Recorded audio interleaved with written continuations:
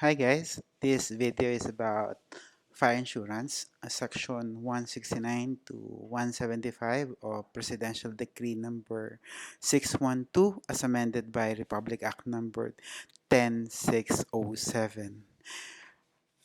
As defined, fire insurance is a contract of indemnity by which the insurer, for a stipulated premium, agrees to indemnify the insured against loss of or damage to property caused by hostile fire. So this particular part of the definition here, the highlighted part, is I think the most important part of this definition. There are instances, however, that the insurer will be liable for loss and damages caused by other risks, not fire. And we can see this in section 169 as it includes insurance, not just on fire, but also lightning, windstorm, tornado, earthquake, other allied risk when such risks are covered by extension to fire insurance policies or under separate policies. And this is based on section 169. Extended coverage endorsement. This is a package endorsement covering the perils of explosion, aircraft, vehicle, and smoke. There's also this riot and strike clause to cover loss due to strikers and lockout workers, persons disturbing peace, lawful authorities acting to suppress, prevent the disturbance. So, as a sample question, let's take this. Jay procured a fire insurance over his residential lot located in Manila. The house was damaged due to riots and thereafter looting caused by a pandemic. The insurance company refused to pay J. Is the refusal correct? Now let's put this question side by side the law. Again, we mentioned earlier that this part of the definition, the highlighted part, this is the most important and we need to know how to apply it in questions such as this. This is a common technique for those who prepare questions to know if you know how to apply exclusion or the general rule or exception as the case may be. So I'll give you some moments to ponder on the question. And then let's go now to the suggested answer. Yes, the insurance company is correct because there was no showing that the cost of the loss is covered by extension in the fire insurance policy because this was not shown in the question, and I hope you all know the basic rule that we cannot add facts to a question, and this is the reason why we need to answer that the insurance company is correct. Then for the second paragraph, we can state there the legal basis, and this is due to the rule that only hostile fire is covered by fire insurance unless the policy includes other allied risk. Direct and indirect losses. As a general rule, insurer is liable only for direct losses. As an exception, the insurer will be liable if it is covered by the policy. So sample of consequential or indirect losses: loss of use of property, loss of income, loss of profits. Again, to illustrate the principle, let's take this sample question. Jay procured a fire insurance over his dormitory located in Manila. The dormitory, in its full capacity, is earning 100,000 pesos per month. The dormitory was gutted by fire. Jay also demanded from the insurance compensation for loss of income. The insurance company refused to pay Jay. Is the refusal correct? Again, presumably in this question, Jay was able to get compensation from the insurance company for the loss of the property. But aside from that, Jay also wanted the insurance company to pay loss of income. Is it correct? The answer for this would be yes, the insurance company is correct because again, there was no showing that the policy covers consequential losses such as loss of income. For the second part of your answer, you state again the rule that the insurer is liable only for direct loss. They become liable for indirect and consequential losses only when the policy expressly provides for it.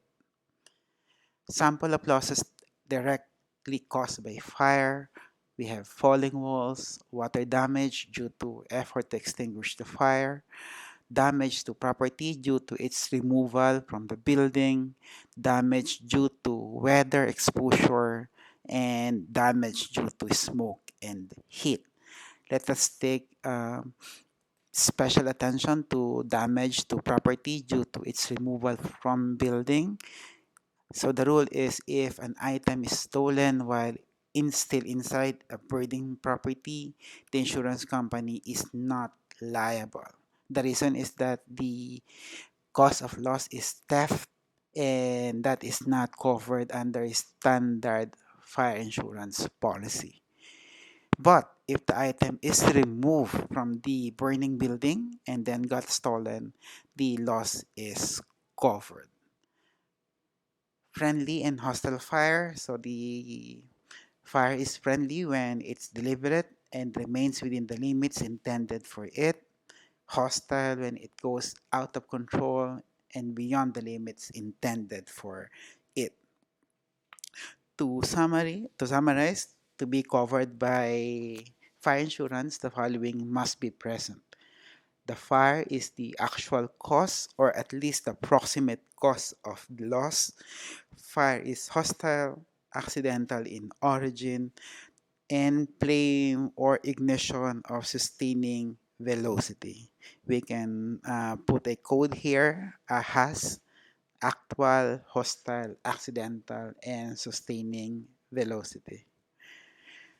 Alteration in the use or condition of the thing. This is provided under section 170.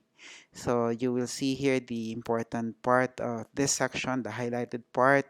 So alteration made without the consent of the insurer by means within the control of the insured, increasing the risk, and the result would be it will entitle the insurer to rescind a contract of fire insurance. So illustrative case, this is Malayan Insurance Company, a 2013 case transferring machinery to another location despite a provision in the policy stating that the machine cannot be transferred without the consent of the insurer is considered an alteration in the condition and location of the thing insured. Alteration without effect on the policy. So basically, it says that not all alteration will have the effect of rescinding the policy if the alteration does not increase the risk, then it does not affect the contract of fire insurance, section 171. Alteration without effect on the policy, we have this section 172. So there's this alteration, but it does not violate the provision of the policy, even though it increases the risk and is the cause of the loss. So if there is an express stipulation in the policy that would allow such alteration, then the alteration will not affect the validity of the policy.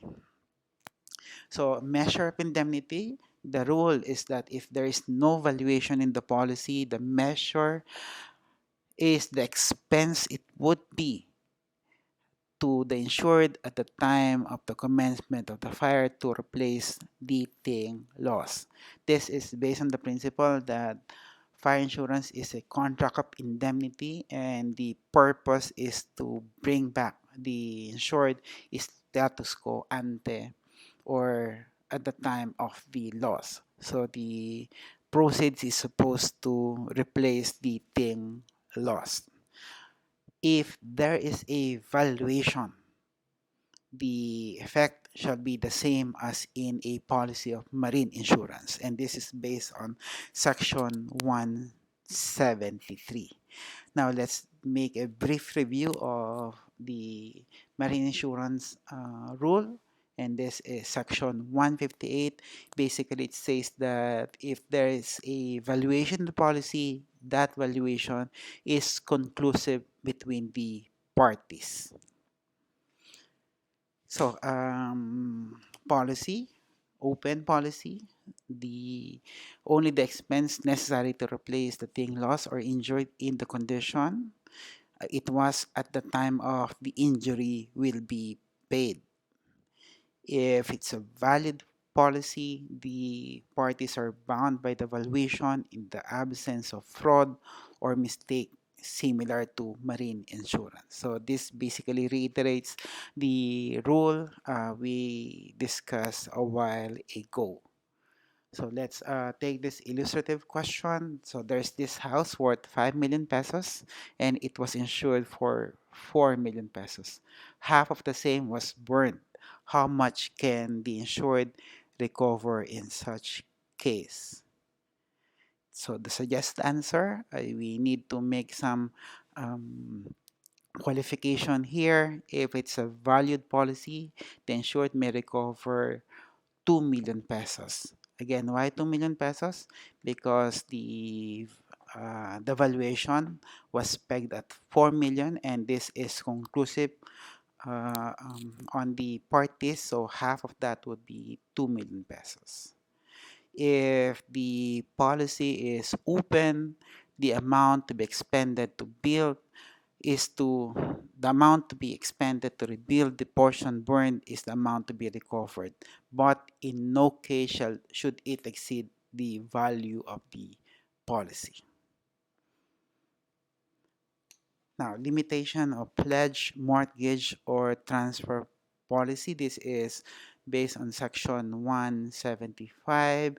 It reads that no policy of fire insurance shall be pledged, hypothecated, or transferred to any person, firm, or company who acts as agent for or otherwise represents the issuing company pertaining to the insurer. Why? Because obviously it will create a conflict of interest. So this ends the video on fire insurance. I hope you learned something and you would be able to apply this in the bar exams or in your exam for that matter. Again, thank you for watching and please watch out for our next video. Thank you.